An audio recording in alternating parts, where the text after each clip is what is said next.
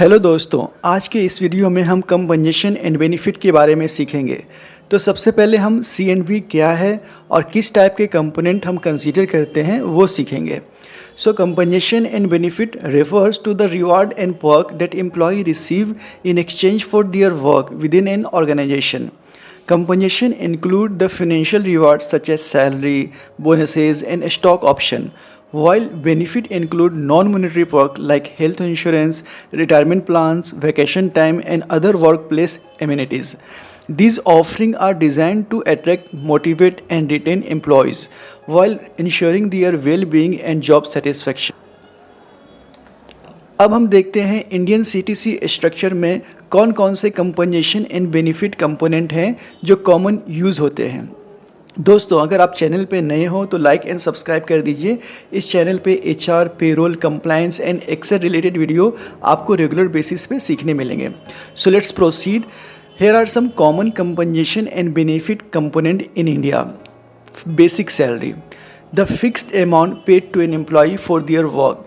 Dearness allowance, an allowance provided to employee to adjust for inflation and rising living cost. House rent allowance, a component of salary to help employee with their housing expenses. Performance bonuses, extra payment based on individual or team performance. Variable pay, compensation that offered depending on performance linked to key performance indicators KPI. Provident Fund, a retirement saving scheme for employees with both employees and employer contribution. Gratuity, a lump sum payment provided by the employer to employees as a token of gratitude for their long services. Medical benefit, health insurance coverage for employees and sometimes for their family. Life and disability insurance, coverage to provide financial protection in case of unforeseen event. Employee stock option, ESOP, allowing employee to buy company share at a discounted price. Leave policies, paid vacation, sick leave and other type of leave as per the company policy and statutory requirement. यहाँ पे clear कर दूँ कि monetary and non monetary benefit के अलावा जो भी benefit जो एम्प्लॉयज़ के फेवर में कंपनी सेट करती है वो सब कंपनसेशन एंड बेनिफिट के पार्ट होते हैं। Next, maternity and paternity leave, times off for new mother and father as amended by law. Flexible work arrangement, option for remote work, flexible hours or part-time work. Transport facilities, company provide transportation or reimbursement for commuting cost. Compensation and benefit differ करते हैं company to company और ये depend करता है कि industry का size क्या है, उसका लोकेशन क्या है और ये इंडियन लेबर लॉ के अकॉर्डिंग है या नहीं। So there are lots of factor is there. यहाँ पे मैं कंपनसेशन एंड बेनिफिट को दो अलग पार्ट में प्रेजेंट किया है जो आपके बेटर अंडरस्टैंडिंग के लिए है।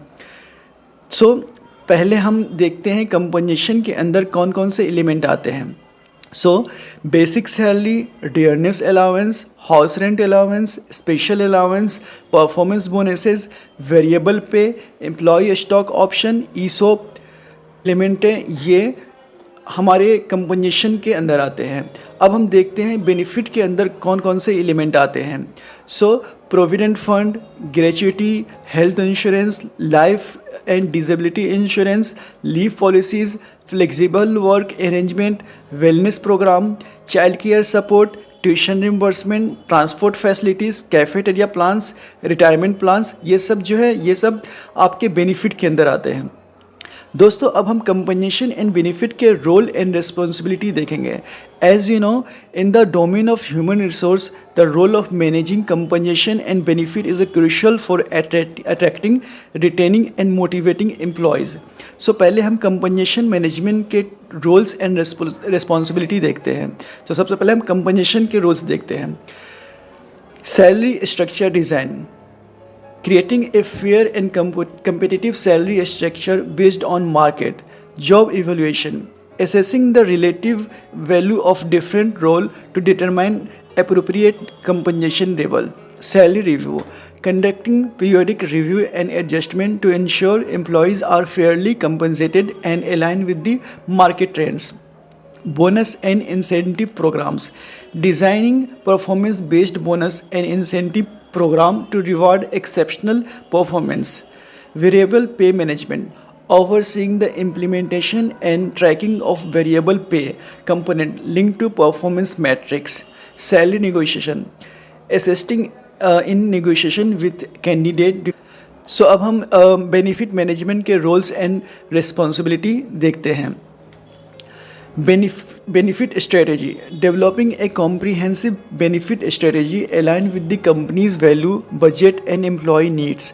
Vendor management: selecting and managing benefit providers such as health insurance companies and retirement plans administrators. Enrollment and communication: facilitating benefit enrollment for new hires and communicating benefit information to employees. Compliance: ensuring that benefit plans adhere to legal and regulatory requirement. Wellness initiatives: planning and implementing wellness program to enhance employees' health and well-being. दोस्तों, compensation and benefit role के को manage करने के लिए deep understanding होनी चाहिए आपके organisation गोल की, इंडस्ट्री बेंचमार्किंग की, एंड आपको एम्प्लॉय की नीड क्या है वो समझने की. So based on these factor HR professional salary package तैयार करते हैं जो एम्प्लॉयज़ के वेल बीइंग के लिए और एम्प्लॉय को अट्रैक्ट करें और एम्प्लॉय को रिटेन करके रखें, इस तरीके से बनाया जाता है.